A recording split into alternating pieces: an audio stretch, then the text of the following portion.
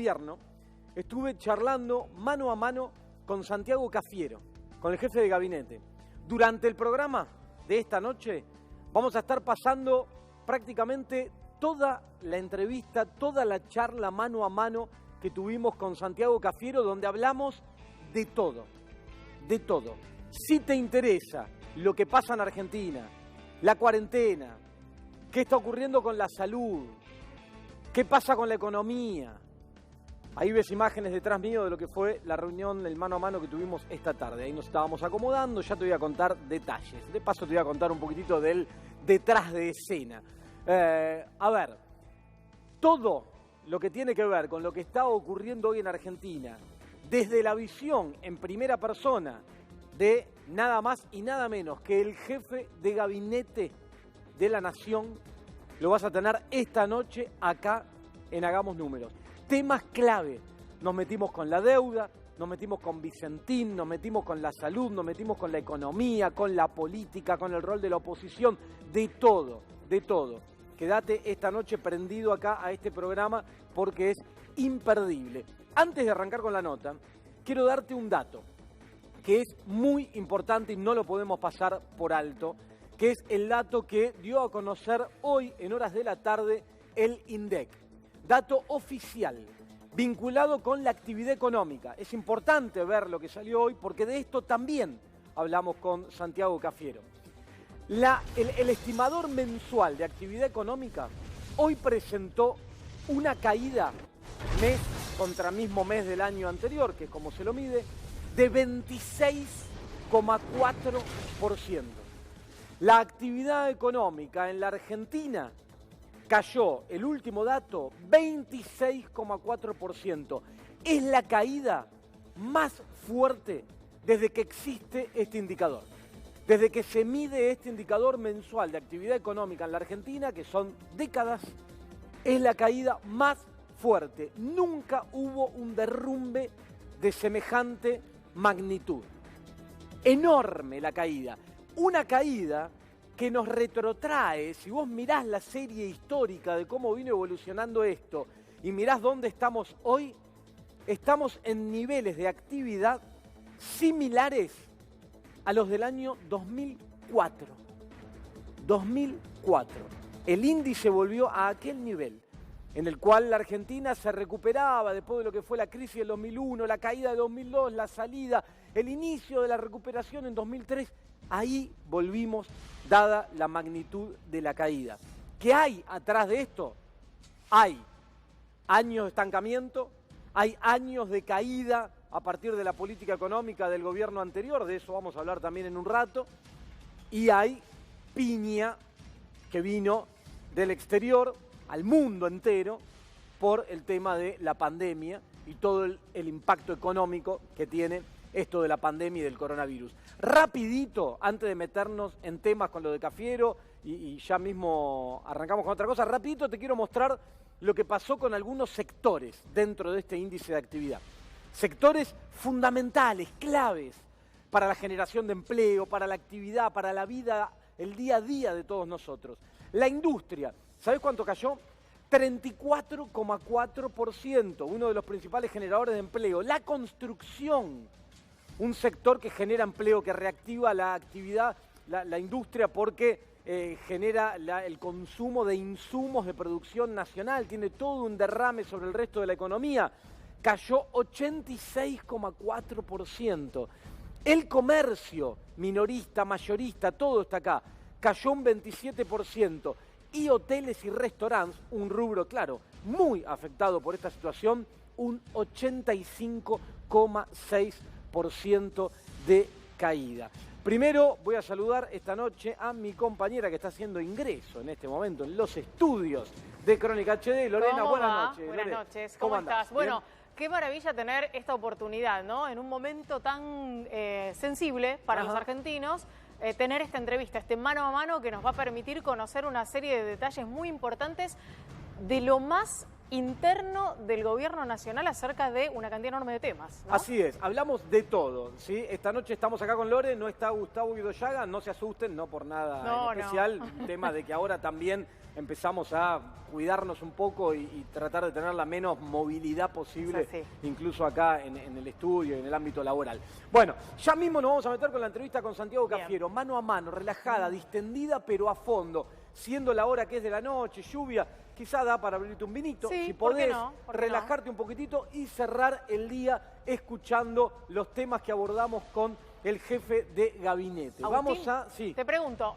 fuiste haciendo ejes, ¿no? Fuiste hablando de distintos temas y vamos a ir viéndolos de a poco en esa continuidad que fue de una larguísima charla. Tal cual, fue bastante extensa la charla que tuvimos. Lo que hicimos fue dividirla, como vos decís, en ejes temáticos y vamos a ir haciendo un ida y vuelta. Y de paso vamos a ir analizando un poco acá nosotros también cada una de las respuestas a los diferentes temas que le planteamos al jefe de gabinete. Arrancamos con el eje sanitario, ese que nos tiene a todos hoy pendientes. ¿Qué está pasando en la Argentina con el coronavirus, con los contagios, con la evolución de los contagios, con el sistema sanitario? Vamos a arrancar con eso y escuchen qué nos decía hace un ratito nomás el jefe de gabinete en relación a lo sanitario en la Argentina, acá en Hagamos Números. Dale. El caso argentino lo valoran en el resto del mundo. La primera ministra de Finlandia, ya que lejos me voy, el día jueves habló con el presidente en teleconferencia y lo felicitó. En todas las conversaciones que tiene nuestro presidente con líderes internacionales, lo primero que le preguntan es cuál es el eje, qué es lo que ha hecho, cómo le ha ido tan bien con este tema.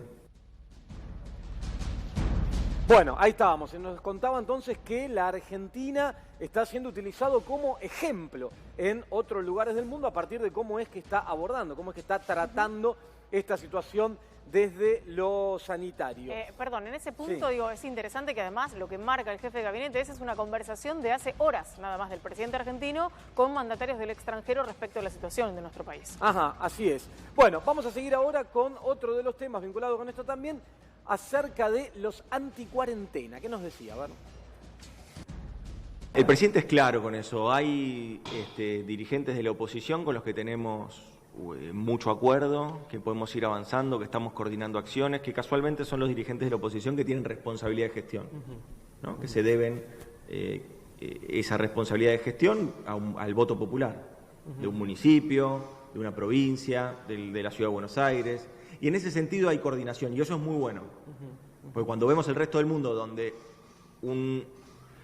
la dirigencia política va para un lado, las autoridades van para otro, sobre todo cuando vemos que las autoridades federales o los presidentes van para un lado y las autoridades provinciales van para el otro o estaduales van para el otro, en el medio lo que queda son más contagiados, más muertes. Eso es lo que está sucediendo en muchos países. Hay muchos países con los que yo te podría dar una larga lista donde esto sucedió de ese modo, pero sobre todo lo que Argentina está demostrando es una gran madurez en su dirigencia política.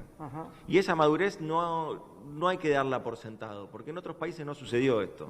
Y en Argentina sí, hay una gran madurez en ese sentido, de parte de la dirigencia política, en su gran mayoría. Luego, bueno, lo que sucede es, obviamente, hay voces disonantes, hay voces que tratan de buscar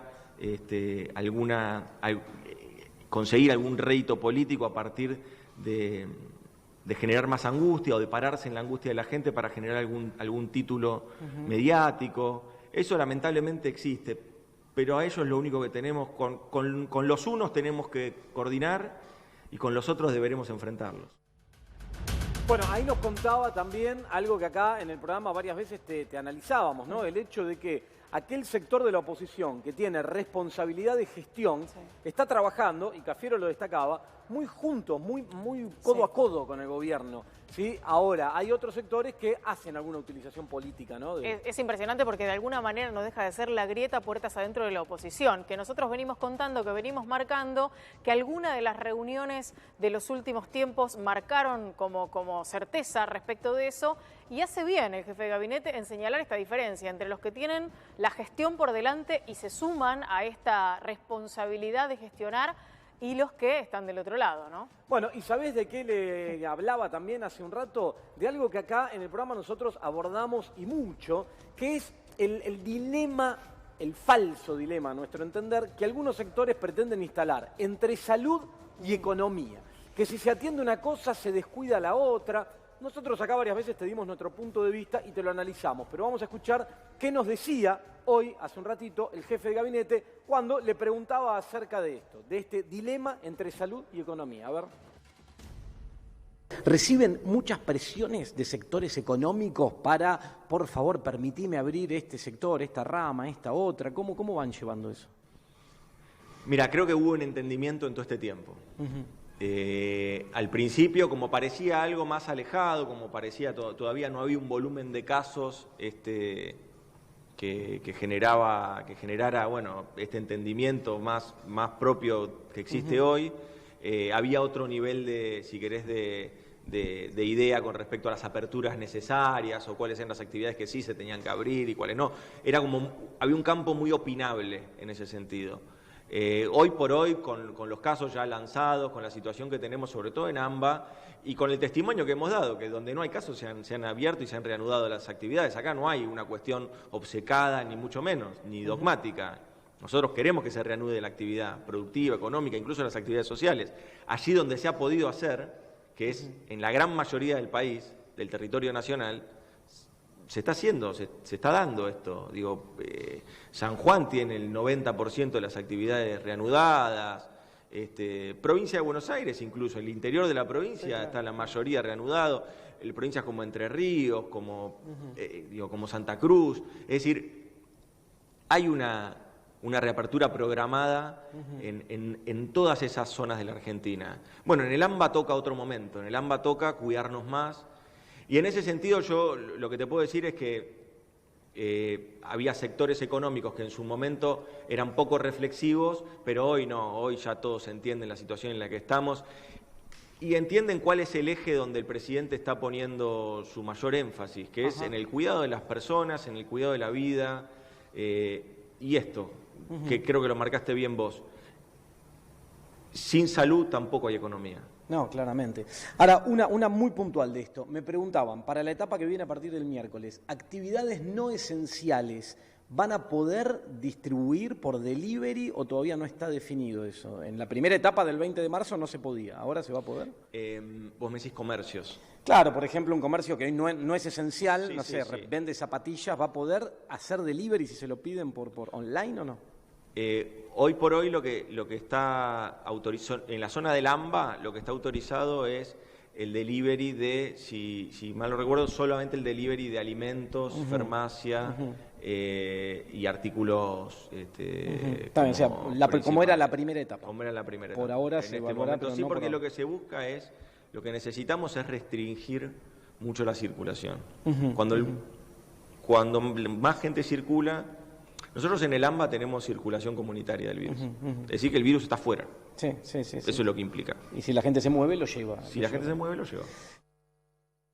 Bueno, ahí estábamos entonces en relación al virus, los sanitarios, los riesgos. Nos decía que hay parte del sector empresario que en una primera instancia presionaba mucho para las aperturas, para volver a la actividad, y que ahora, según nos decía Cafiero, lo entienden más y están más calmados, diría uno, y más comprensivos con la actitud del gobierno. Antes de seguir con otros temas, contame, Lore, porque en relación a esto mañana vamos a estar desarrollando, ¿no? ¿Esto? Es así, vamos a estar desarrollando cuestiones que tienen que ver justamente con esta nueva etapa. Todavía queda el día de mañana para todo aquello que implica la resolución de los nuevos permisos de circulación. Vamos a estar hablando de los nuevos permisos de circulación, de cuáles son las actividades que están o no permitidas y además una propuesta que le vamos a hacer a toda la gente que nos ve, que a través de nuestras redes sociales, a través de Twitter, a través de Instagram, con el hashtag Hagamos Números, nos pregunten las dudas que tengan acerca de cómo va a ser esta nueva etapa en la zona del AMBA entre el 1 y el 17 de julio, si podemos resolver preguntas y podemos mostrarles además cómo es el procedimiento, que es muy sencillo para poder sacar los nuevos permisos. De todo eso vamos a estar hablando mañana, además de las actividades que sí están permitidas y las que definitivamente no lo estarán. Bueno, mañana vamos a estar con eso. Yo veía las imágenes recién mientras vos hablabas de la entrevista hoy con el jefe de gabinete. Y en un momento digo alerto porque ven que se toca la cara. Sí. Primero se pone alcohol. Es verdad. Primero se pone alcohol en las manos. Yo lo y miré después, también. Y después se toca la cara. Sí, Porque sí, alguno dice, ay, se ¿qué queda pasó? medio No, preocupado, es verdad, si lo ven, la se pone secuencia está alcohol completa. y Está después se toca completa. la cara. Bueno, abordamos varios temas más, vamos a ir metiéndonos de a poco, muchos que tienen que ver con lo que seguimos mucho de cerca acá en este programa, que es la economía. Para hablar de economía, fuimos por muchas cuestiones, pero una con la cual arrancamos y que es muy importante es el tema deuda, ¿sí? Nos metimos mucho con este tema. Escuchá de entrada qué nos decía el jefe de gabinete en relación a la deuda. A ver. ¿Estamos cerca, como dicen algunos, de cerrar el tema de la deuda o no tanto? Mirá, lo que dice Martín es que esto es hasta último momento, ¿no? Y creo que acá hay que continuar. Yo tengo mucha confianza en él, tengo mucha fe en él. Él es una persona que ha trabajado fuertemente este tema desde el primer día. No es un tema de ahora, de pocas semanas, ni mucho menos. Yo lo que te podría decir es que Martín está negociando bajo los preceptos de nuestro espacio político, bajo los compromisos que tuvimos nosotros con los argentinos y argentinas allá el 27 de octubre y que nos apoyaron, del 10 de diciembre el presidente, del 1 de marzo el presidente. Es decir, esto de continuar una negociación y reestructurar una deuda que era irresponsablemente tomada y que era impagable desde el punto de vista de los vencimientos, que el cronograma de vencimientos que tenía era imposible de cumplir. Reestructurar esa deuda y hacerla sostenible. Y hacerla sostenible en el marco de un proyecto de país. Que no sea la deuda lo que obture el desarrollo económico nacional. Eso es lo que nosotros estamos buscando. Y fundamentalmente Martín está llevando esta negociación adelante con esos preceptos, con esos valores, a partir de esos valores. No dejar soberanía en el camino, como muchas veces los que ahora hablan de que hay que resolverlo rápido lo hubieran hecho. Los que ahora hablan son los que fueron a pedirle perdón a España diciendo, imagínate las disculpas atrás no, fíjate lo atrás que fueron a pedir disculpas, ¿no? Bueno, nosotros lo que buscamos es realmente resolver este tema, un tema que vuelvo a insistir, yo no hablo de herencias, lo que digo es que este tema lo provocó el gobierno anterior. Me encantó la frase de cierre de esta parte. Yo no hablo de herencias, pero este tema lo provocó el gobierno anterior. Casi como hablar de herencias. Ahora, me quedé pensando en algo que dijo y lo sostuvo y lo repitió. ¿Cuánta fe en el ministro de Economía, Martín Guzmán, para la negociación de la deuda? Sí, ¿no? claro, bueno, quien claramente está a cargo de esto, es la cabeza de esto y tiene la responsabilidad centralizada en él, en su figura, es el ministro de Economía, es Martín Guzmán, con su equipo que está llevando adelante la negociación. Claro está que atrás de esto está todo el gobierno y que las decisiones de fondo son decisiones políticas también. Pero bueno, en principio el que está a cargo de esta situación es el ministro de Economía. Lo cierto es que esta última frase con la que cierra es interesante porque es cierto que hay problemas que el gobierno anterior profundizó, pero que la Argentina traía de antes, cuando arranca en el 2016. Sí. Ahora, el tema de la deuda, en realidad, es verdad lo que marca el jefe de gabinete, el tema de la deuda lo creó el gobierno anterior, porque la realidad es que los niveles de deuda que tenía Argentina cuando empezó en el 2016 el gobierno de Macri no eran preocupantes, había un conflicto con los fondos buitre, pero el nivel de deuda era muy bajo. Esta deuda, que hoy es insostenible, impagable, con vencimientos concentrados en el corto plazo y que con un esfuerzo muy grande el ministro y su equipo y todo el gobierno están tratando de reestructurar, es cierto lo que marca. La creó el gobierno anterior, pero bueno, por eso destacábamos ese cierre. En un momento, hablando de la deuda, ¿sabes por quién le pregunté? Por alguien que acá nosotros en el programa... ¿Por nuestro amigo Larry? Claro, acá en el programa lo mostramos la foto. Y le pregunté, ¿es Larry el malo de la película? ¿Qué decía el jefe de gabinete? Es como dicen, vos hablás con Martín Guzmán, ¿es el malo de la película es Larry Fink, el titular de BlackRock, o es una figura que se usa pero cuesta encontrar posiciones? No, está muy atomizado el tema de la deuda, ¿no? BlackRock es un fondo importante, pero hay muchos fondos en juego, con lo cual debe haber más de un malo. Sí, sobre todo teniendo en cuenta, yo lo conozco, cómo es el mercado financiero, debe haber más de un malo, seguro. Una pregunta más con relación a esto de la deuda. ¿Se contempla un plan B? Es decir, Si se logra un acuerdo, bienvenido sea, yo creo que el gobierno intenta hacer ese acuerdo y mejor para todos tener la deuda reestructurada. Si cayéramos en default, esperemos que no ocurra, si ocurre, los fondos se plantan y caemos en default, ¿cuál es el plan? Digo, ¿hay un plan B para salir de la economía o se derrumba todo? Mirá, nosotros tenemos la negociación de la deuda en el medio de una pandemia también. Sí, claro. Y la pandemia ha destrozado y ha puesto en tela de juicio a todo, digamos, ¿no? Toda la arquitectura institucional global está siendo cuestionada, está siendo revisada. La arquitectura institucional y normativa de nuestro país también, hay muchas cosas que tenemos la posibilidad ahora de volver a discutir abiertamente, pero me parece que también ahí hay discusiones que van a estar pendientes. El coronavirus acá vino también a generar este tipo de cambios, o la posibilidad de hacerlos. Quizás esos cambios son para fortalecer aún más un statu quo que era injusto, que generaba pobreza, que generaba falta de oportunidades, pero también quizás esos cambios que permitan la salida de la pandemia sea poder soñar y construir una Argentina que se apunte en el desarrollo económico. Nosotros hablamos de 3 sostenibilidades, tratamos de resumirlo de ese modo. Discutir la sostenibilidad económica de un modelo de desarrollo, discutir la sostenibilidad social, un país que genere oportunidades, que achique las desigualdades, que reduzca la pobreza, en jóvenes y adolescentes, y niños y niñas, que hoy el macrismo la dejó más del 52%. Y también la sostenibilidad ambiental, ¿qué vamos a hacer con los recursos naturales? ¿Cómo vamos a hacer sostenible estas otras 2 sostenibilidades en el marco del cuidado de la casa común? Creo que la pandemia lo que nos va a dejar también es esta idea, de que nadie se salva solo.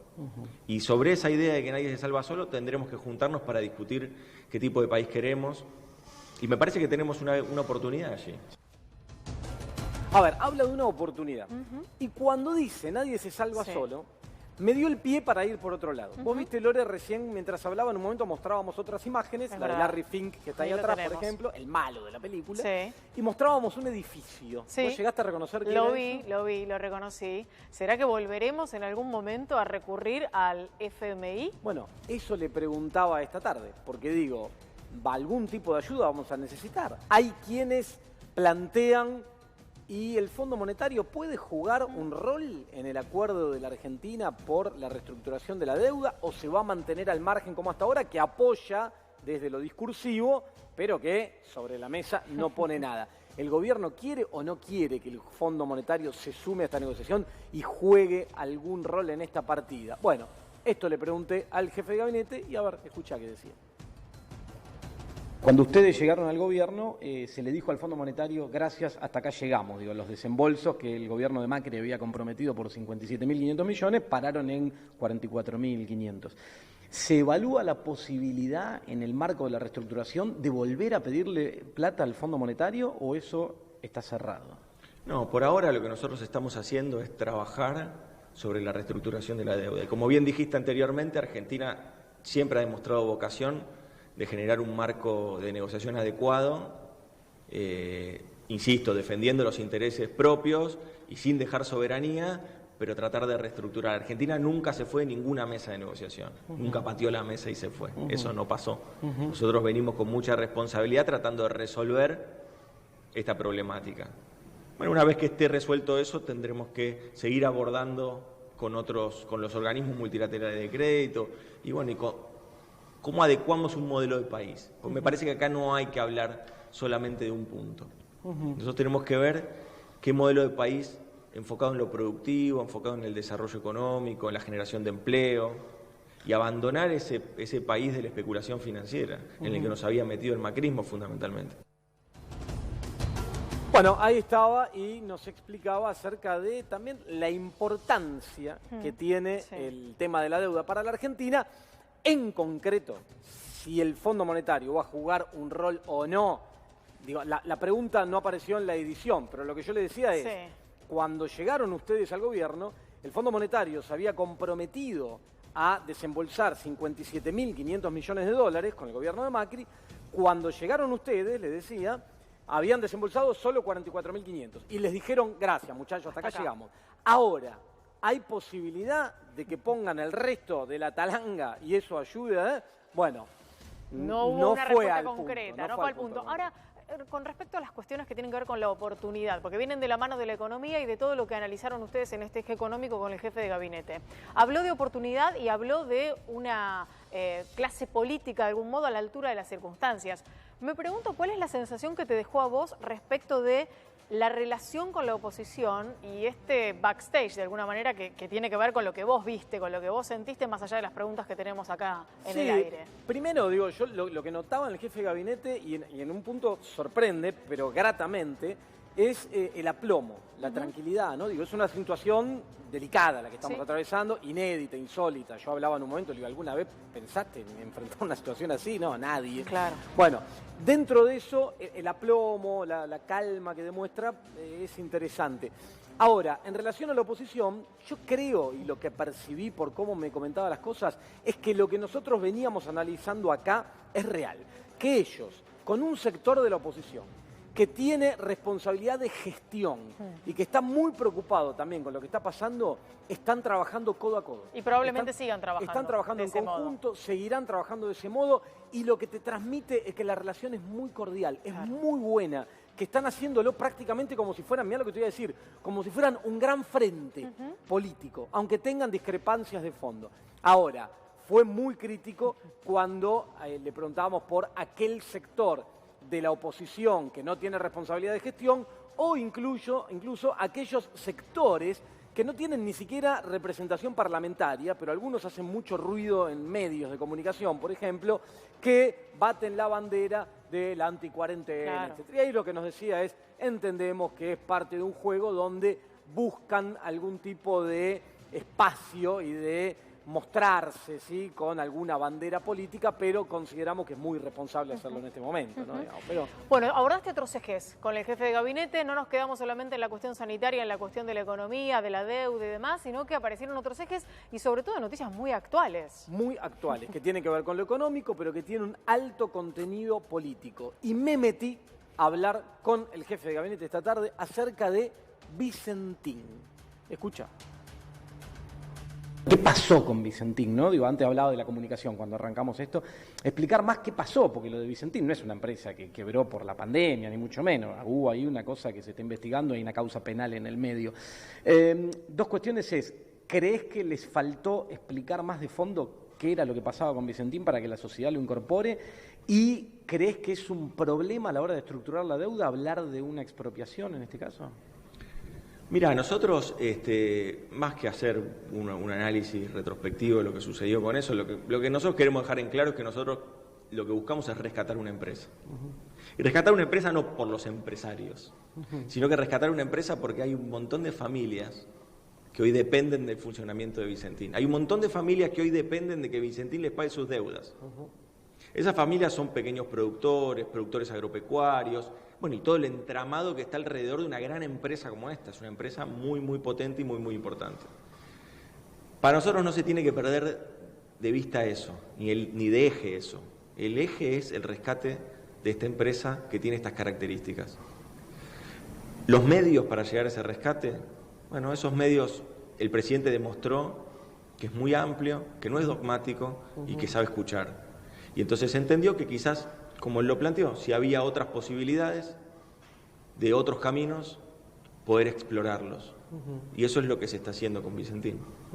Con lo cual, nosotros lo que buscamos es eso, es con claridad que se entienda que lo que queremos es rescatar una empresa, porque atrás del rescate de esa empresa lo que hacemos es rescatar un montón de productores, proveedores, miles de familias que viven de la buena salud de una compañía de esas características. ¿Y qué crees del fantasma que desde algunos sectores intentan instalar de que el gobierno con esto quiere manejar el negocio agroexportador, ¿no? Digo, yo recién miraba mientras te esperaba acá en tu despacho, tenés una pelota de YPF, una pelota de fútbol YPF, digo, con lo cual es un hito importante para vos YPF, una empresa de bandera nacional. ¿Crees que pasaría lo mismo con Vicentín? ¿Crees que el Estado controle una empresa vinculada al sector agroexportador es importante, o es que algunos intentan instalar un fantasma y agrandarlo para despertar reacciones, ¿no? Sí, mira, a ver, yo lo que considero es que tiene que quedar claro nuestro primer planteo, que es un planteo de rescate.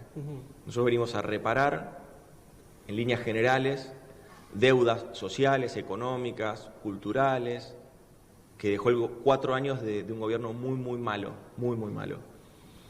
Entre esa reparación surge esta gran estafa que se hizo con Vicentín. Vicentín, como bien dijiste vos, hoy ya tiene causas judiciales, está avanzando, los créditos extraordinarios y cuestionados que se le dio desde el Banco Nación, ¿no? La defensa del Banco Nación también tiene que ser una bandera nuestra, una bandera de los argentinos y argentinas. Y con responsabilidades muy específicas de autoridades de aquel momento. Por eso, ¿no? y eso se está estudiando, eso lo está estudiando la justicia. Y eso es importante, que los argentinos sepamos la verdad, sepamos qué pasó, sepamos por qué se le dieron miles de millones de dólares, miles de millones de pesos, miles de millones de pesos a una empresa que no podía devolverlos, que venía ya con deudas y que no lo iba a devolver, y se le dio a semanas de un cambio de gobierno. Y que semanas después, días antes de ese cambio de gobierno, la empresa se concursó. No, una vergüenza. Entonces digo, todo eso se tiene que estudiar en profundidad y la justicia tiene que actuar, y los argentinos y argentinas nos debemos la verdad, debemos saber qué sucedió. Ahora, en el mientras tanto, hay un montón de familias que necesitan una respuesta. Bueno, el Estado ofrece dar una respuesta. El Estado ofrece dar esa respuesta para aliviar la carga de familias que hace un año que no reciben un peso de las acreencias que tienen sobre la empresa. Bueno, ahí tenías gran parte de la explicación relacionada con el tema de Vicentín y el rol del Estado buscando atender la problemática que había atrás, que un poco lo que yo le preguntaba, está bien, entiendo, es si el gobierno no hace una especie de mea culpa en el sentido de la comunicación. Digo, ¿no tendrían que haber explicado todo esto más detalladamente para evitar confusión? Porque hay sectores que salieron quizá en defensa de algo que tiene incluso hay una denuncia penal en el medio, claro, ¿no? Entonces, bueno, ahí nos hacía muy bien la explicación.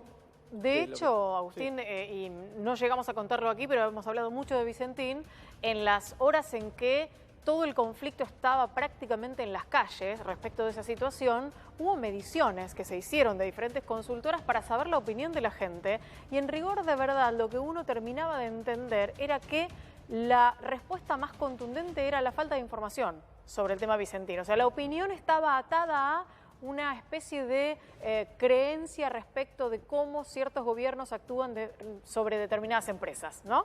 Y desde ese lugar opinar. Entonces, es verdad que la información probablemente haya sido lo más erróneo de toda esta historia en cuanto a cómo llegó a la sociedad el tema Vicentín. Sí, de hecho también mucho se habló de si la utilización de la palabra expropiación en lugar de salvataje, por ejemplo, no generó ahí un problema, ¿no? Porque cuando se habla de expropiación, enseguida aparecen algunos fantasmas, ¿no? Y veníamos de la mano de alguna propuesta de una diputada y demás que había hecho mucho ruido. Cuando Fernanda Vallejos habló de las participaciones en las empresas, había dicho mucho ruido, y viene a la memoria, por ejemplo, el famoso video de Hugo Chávez, ¿no? En su momento, cuando caminaba, preguntaba y decía expropiese. Claro. Pero acá se estaba hablando de salvar a una empresa que concursó, que tuvo una actitud de fraude contra el Estado en connivencia con autoridades del gobierno anterior que tuvieron que ver con esto, y donde se dejó un tendal en el medio y el Estado intenta atender esa situación. Del otro lado hay un montón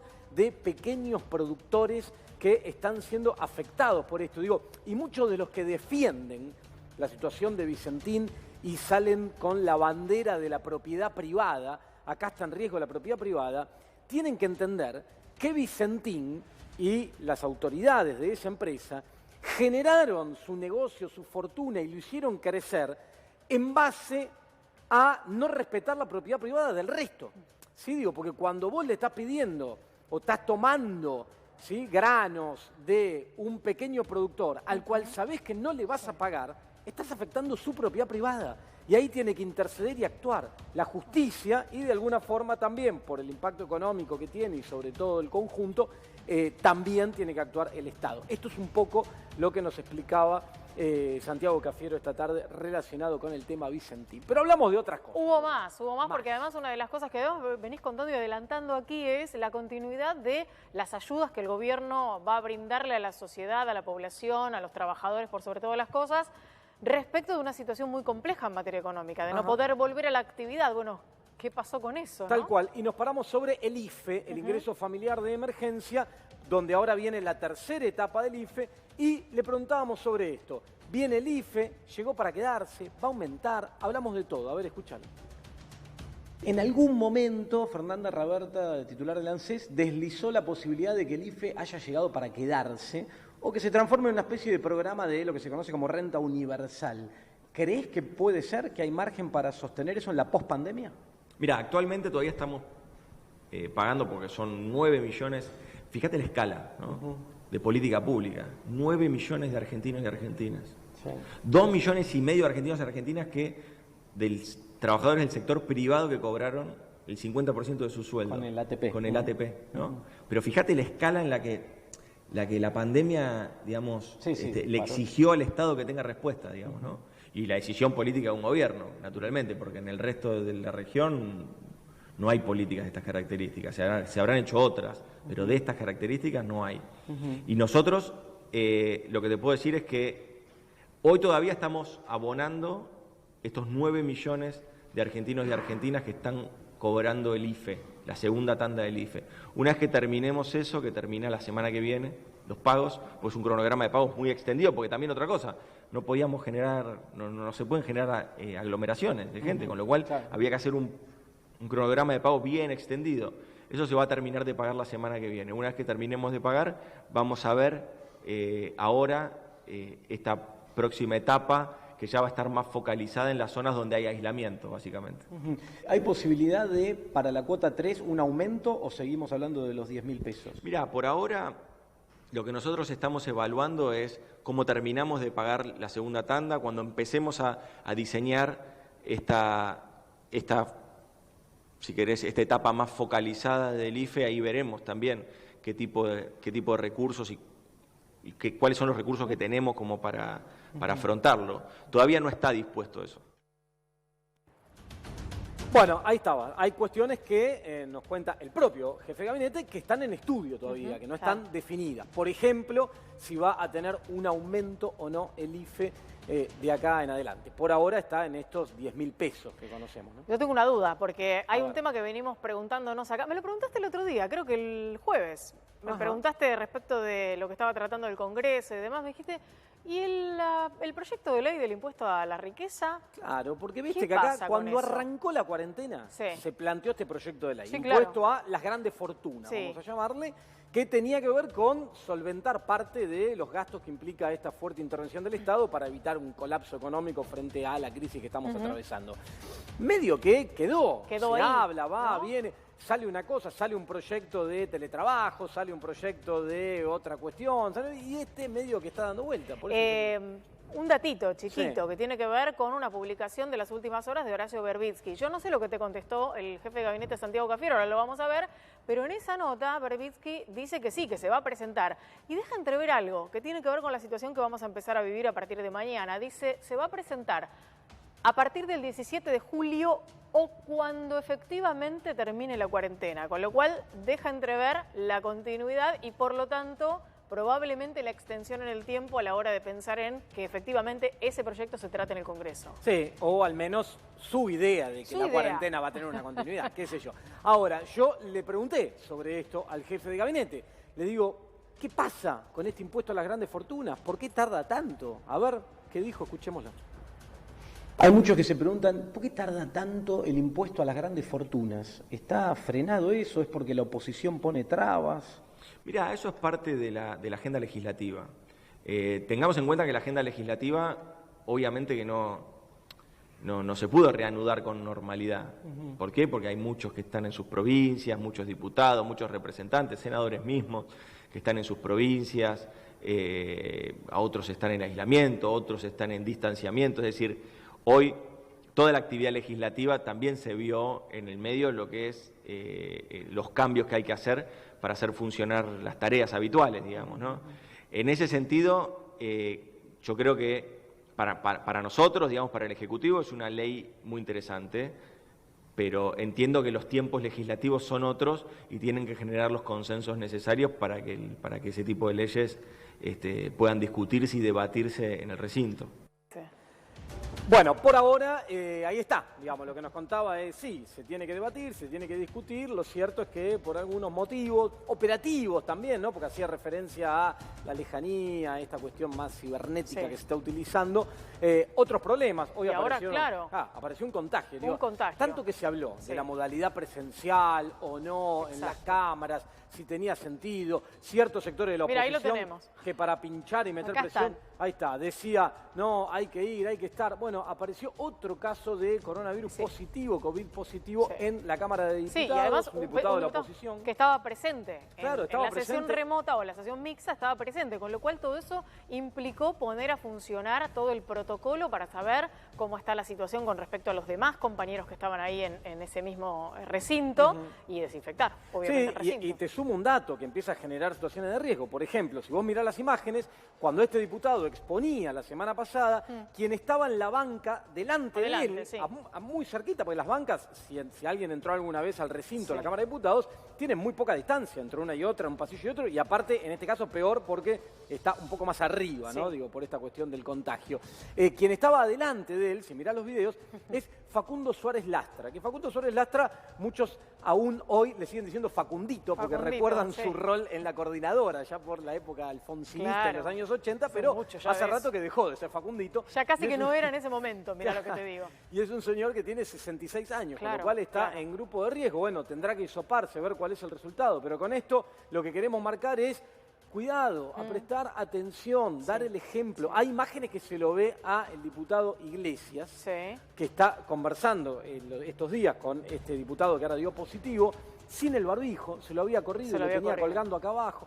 Bueno, a ver, den el ejemplo. A ver, igualmente una pregunta que cae de maduro aquí. ¿Para qué van a las sesiones si no son, por ejemplo, titulares de bloques o titulares de bancadas, que es parte del acuerdo que se llevó adelante? Que los demás estén de manera remota, los titulares de bancada presentes y manteniendo el distanciamiento social. Esto que vos decías del diputado que dio positivo con Facundo Suárez Lastra delante de él y muy cerca, es parte de lo que no hay que hacer. Y sobre todo si estás en población de riesgo, como este caso que te digo, mayores de 60 años. Pero ¿sabes qué? Hay algunos que lo utilizan como bandera política, por eso. Hay algunos que creen que están haciendo una jugada política yendo igual y demostrando con eso algún contrapunto con el gobierno. Me parece que es eso y es un grave error. Bueno, para ir cerrando la nota de todos los temas que nos fuimos metiendo, me metí con algo que es muy importante también, más allá de las cuestiones puntuales, tal tema, tal otra, que es, me metí un poco en lo personal. Que sí, porque además pensemos que estamos hablando de un gobierno muy reciente a la hora en que la pandemia efectivamente se declaró en el mundo y que tuvimos que empezar a tomar estas medidas en Argentina. Y estamos en un punto donde empieza a haber, este gobierno empieza a tener más días en cuarentena que fuera de ella. Porque estamos hablando de que se cumplen los 200 días de gobierno, de este nuevo gobierno, en su gestión, y ya superamos los 100, estamos en 102, ¿no? Creo, 102 días de cuarentena. Bueno, me metí para cerrar un poco con lo personal. Con él, Santiago Cafiero, persona, no jefe de gabinete, ¿cómo está atravesando, cómo está llevando esta situación? Escúchalo. Nunca estaba en los planes de nadie, imagino que los tuyos tampoco, encontrarte con esta situación, con una pandemia, con un aislamiento. Desde lo personal, te pregunto, a la gente es importante que conozca esto, ¿cómo la estás viviendo? ¿Cómo la estás llevando esto? Mirá, cuando uno se dedica a la política, se prepara. Cuando uno abraza la causa política, entiende que no va a elegir el momento que le toque, quizás nunca le toque. Yo soy un agradecido por el cargo que me ha confiado el presidente y lo tomo con mucha responsabilidad y lo trato de encarar siempre poniendo por delante mis convicciones personales, mis convicciones de militancia y por sobre todas las cosas mi trayectoria de vida, no política, porque mi trayectoria de vida. Me parece que uno pone todas estas cosas cuando uno enfrenta un cargo de estas características. ¿Qué te puedo decir de la pandemia? La pandemia lo tomó por sorpresa al mundo, no a la Argentina. Y nosotros creo que tenemos un presidente que ha tomado las decisiones en tiempo justo y que ha tenido el coraje de explicarle a todos los argentinos y argentinas que lo primero es el cuidado de la salud, que lo primero es el cuidado de la vida, y que desde ahí después tendremos el tiempo de reconstruir todo lo que haya que reconstruir. Pero una vida que se pierde, de eso no podemos volver. Bueno, ahí lo escuchabas hablando un poquito más desde adentro, ¿no? Sí. Desde lo personal, no Sí. tan en la agenda política y económica del día a día. Y sabés que aproveché también para meterme en lo personal a través de él, que Sí. tiene un vínculo muy directo y cotidiano con el presidente. Le pregunté en lo personal cómo está llevando todo esto nuestro presidente Alberto Fernández. Quiero ver ¿Querés? qué dijo. Escuchemos. Dale. A ver. Sé que vos tenés una relación de hace mucho muy cercana con el presidente, con Alberto Fernández. Desde lo personal, ¿cómo lo ves en esto a Alberto Fernández? Se dice que duerme 4 horas por día, que está encima de todo. Digo, ¿lo ves preocupado? Está muy enfocado, y eso es bueno. Está muy enfocado. No pierde su sensibilidad, está muy enfocado.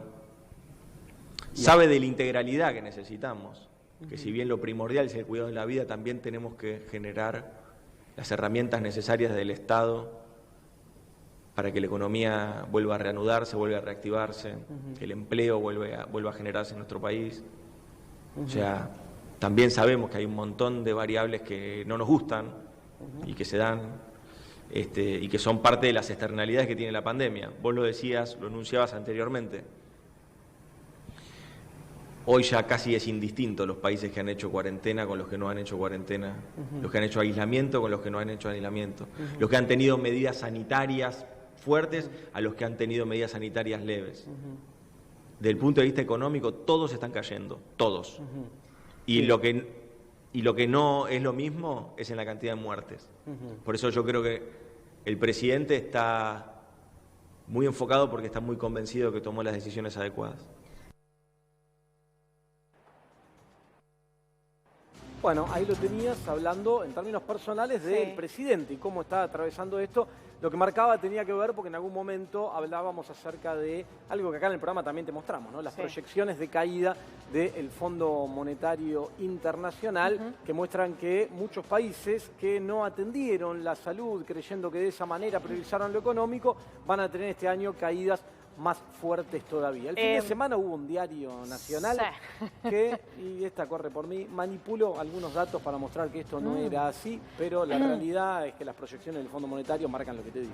Sí. Me quedé pensando en la cuestión personal del presidente Alberto Fernández y digo, decía Santiago Cafiero, está enfocado, no ha perdido la sensibilidad y demás.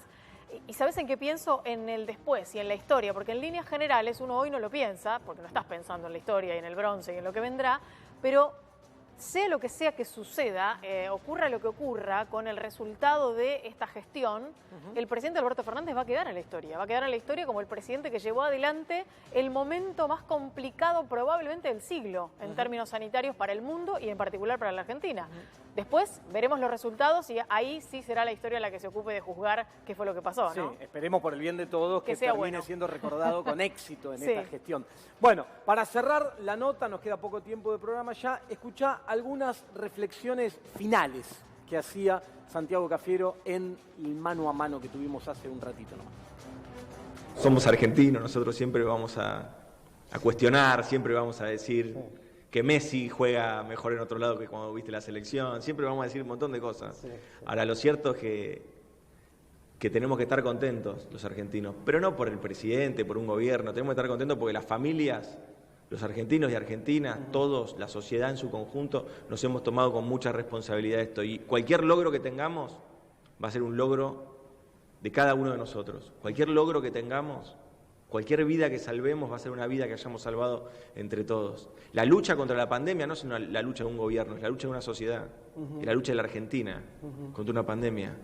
Y así va a quedar en la historia. A nosotros nos tocó este tiempo, pero yo estoy convencido que vamos a salir adelante y estoy convencido de que una vez que salgamos adelante de la pandemia, vamos a poder poner a la Argentina de pie como nos habíamos comprometido con los argentinos y argentinas allá en campaña, que parece que pasó un montón ya. Bueno, ahí lo escuchabas en algunas reflexiones finales, esperando poner a la Argentina de pie por el bien de todos. Esperemos que así sea. La verdad, no es porque la hayamos hecho nosotros, pero me parece muy, muy, muy interesante haber podido escuchar hoy, en medio de esta situación que estamos atravesando, una charla tan profunda, extensa y abordando muchos de los temas que hoy forman parte de la agenda, nada menos que con el jefe de gabinete. Así que bueno, este fue el programa especial que nos tocó esta noche. Que ocurrió en Hagamos Números, además. En Hagamos Números, como Claro. ocurre todo, que te decimos siempre acá, te anticipamos lo que va a venir. A partir de mañana te vamos a seguir contando